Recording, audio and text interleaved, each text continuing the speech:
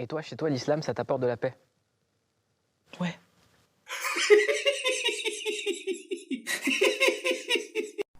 C'est vrai que quand on regarde l'islam et quand on regarde les sources de l'islam, on se sent directement en paix. On se sent en paix quand on est une femme. Dans Bukhari numéro 5184, les femmes est comme une côte. Si vous la redressez, vous la briserez. Et si vous voulez vous en servir, il faut servir avec sa courbure.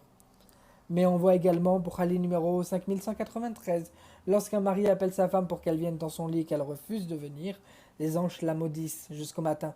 Quelle paix intense et incroyable dans l'islam. Mais, mais cette paix incroyable, on la retrouve également dans la polygamie.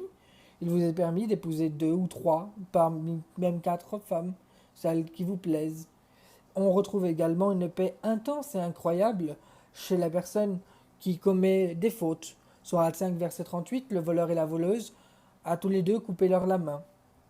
Mais pour celui qui mécroit, une paix encore plus intense, une paix vraiment très harmonieuse. Sourate 3, verset 56, quant à ceux qui n'ont pas cru, je les châtierai d'un dur châtiment, ici-bas, tout comme dans l'au-delà.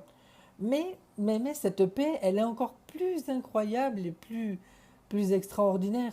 Une paix presque enfantine. Muslim numéro 3480, le prophète m'épousa alors que j'avais 6 ans et qu'il consomma le mariage quand j'avais 9 ans. À noter qu'il avait 53 ans à ce moment-là. Mais également, cette paix, on la retrouve également chez le prophète, qui lui-même se trouvait une paix intérieure à se confondre avec une femme. Pour Hardy numéro 2581, ne me chagrine pas au sujet d'Aïcha, répond le prophète, car la révélation ne m'arrive jamais quand je suis dans les vêtements d'une femme, si ce n'est que celle d'Aïcha. Vous voyez que le prophète était également en paix avec lui-même. Une paix et un prophète qui demande quand même de torturer. Bukhari numéro 3019. Quand le prophète fut informé par un messager qui demandait de l'aide, il envoya des hommes à la poursuite, et avant que le soleil ne se lève, il fut ramené et ordonna qu'on tranche leurs mains et leurs pieds.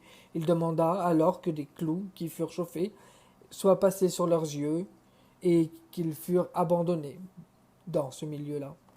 Vous voyez, l'islam fait grandir un sentiment de paix intérieure.